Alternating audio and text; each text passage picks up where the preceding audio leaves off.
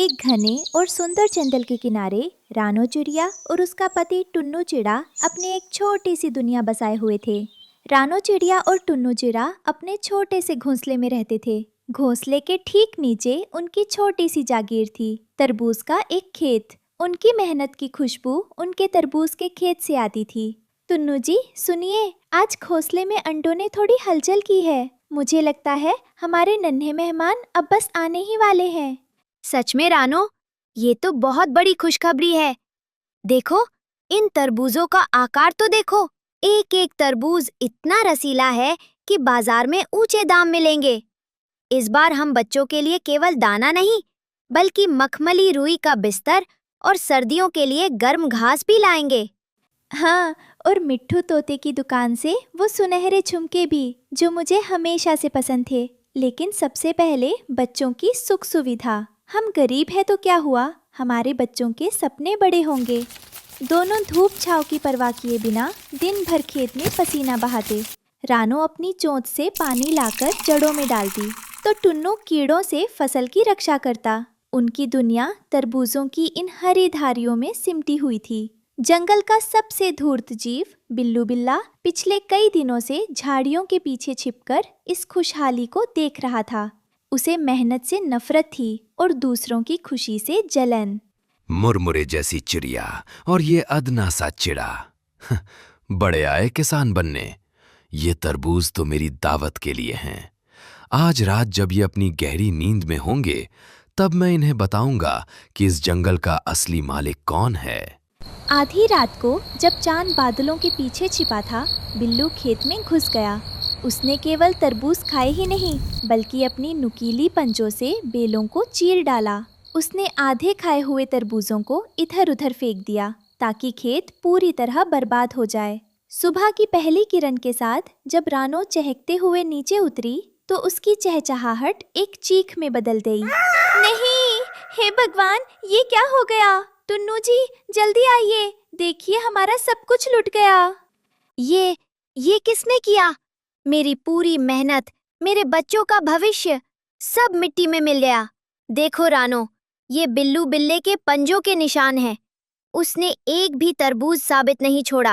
अब हम क्या करेंगे? अंडों से बच्चे निकलने वाले हैं, घर में एक दाना नहीं है। क्या मेरे बच्चे पैदा होते ही भूख से तड़पेंगे? हमें कोई नहीं बचा सकता, हम बहुत बदनसीब हैं।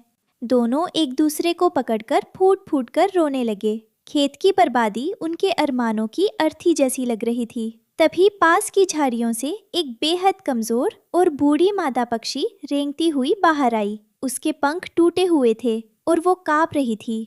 बेटा, क्या किसी प्यासे को एक घूंट पानी और भूखे को 2 निवाले मिलेंगे? मैं कई कोसों दूर से उड़कर आई हूँ, अब दम टूट रहा है। माई, यहाँ से चली जाओ। यहाँ हमारे पास खुद के लिए कुछ नहीं बचा। हमारा तो सब कुछ उजड़ गया है। हम तुम्हें क्या देंगे?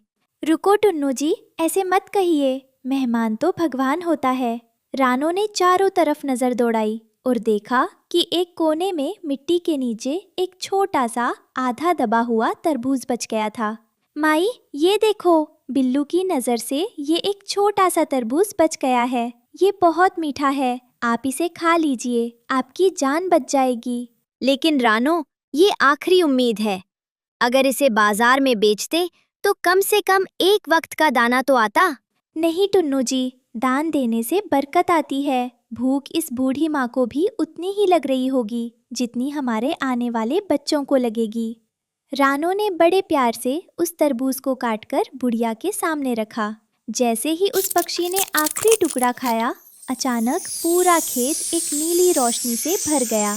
देखते ही देखते वो बूढ़ी पक्षी एक विशाल और अत्यंत सुंदर जादुई परी में बदल गई। उसके पंख हीरों की तरह चमक रहे थे। रानो, मैं तुम्हारी निस्वार्थ ममता देखकर बहुत प्रसन्न हूँ। जिसके पास खुद खोने को कुछ ना हो और फिर भी वो दूसरों की मदद करे, वही असली महान है।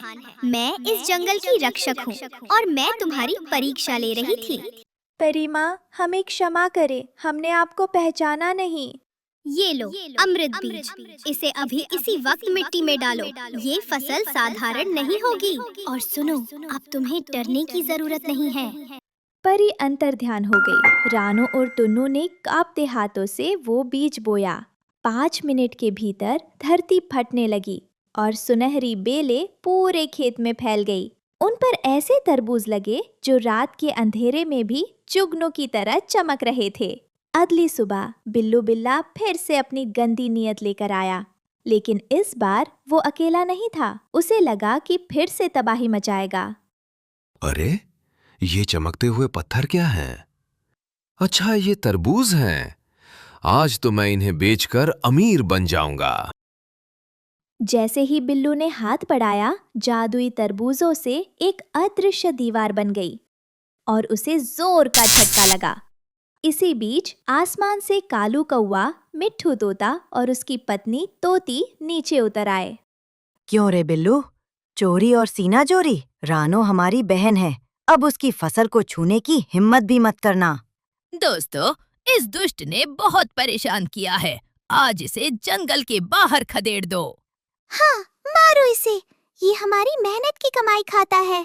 बहुत सारे पक्षियों ने एक साथ बिल्लू पर हमला बोल दिया। कोई उसकी पूंछ काट रहा था तो कोई उसकी पीठ पर चोंच मार रहा था।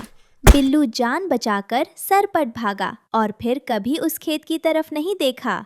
शाम होते होते रानो के घोंसले से कड़क की आवाज आई। 2 सुंदर नन्हे चूजे बाहर निकल आए थे। उनकी ची ची से पूरा जंगल गूंज उठा। कालू कौवा, मिट्ठू और तोती सब ने मिलकर जश्न मनाया। देखो टुन्नू जी, हमारे बच्चे, और देखिए पूरा जंगल हमारे साथ खड़ा है। शुक्रिया दोस्तों, अगर आज आप सब ना होते तो हम ये जंग नहीं जीत पाते और बिल्लू बिल्ला फिर से हमें परेशान करके जीत जाता। अरे रानो बहन, ये सब बातें करके आप हमें शर्मिंदा न करें। हम सब एक साथ इस जंगल में रहते हैं और पड़ोसी होने के नाते ये हमारा फर्ज था। हाँ रानो बहन, कालू भाई ने बिल्कुल सही कहा। हाँ रानो, आज मुझे समझ आया कि अगर दिल साफ हो और दोस्त साथ हो तो जादुई परी भी मदद करने आती है। पूरे जंगल में जश्न का माहौल था। रानो और टुन्नू ने वे जादुई तरबूज पूरे जंगल के पक्षियों में बांट दिए। अब वो खेत केवल रानो का नहीं बल्कि पूरे जंगल की एकता का प्रतीक बन चुका था। इस कहानी से हमें सीख मिलती है कि ईमानदारी और दूसरों की मदद करने का फल हमेशा मीठा होता है और एकता में वो शक्ति है जो बड़े से बड़े दुश्मन को हरा सकती है।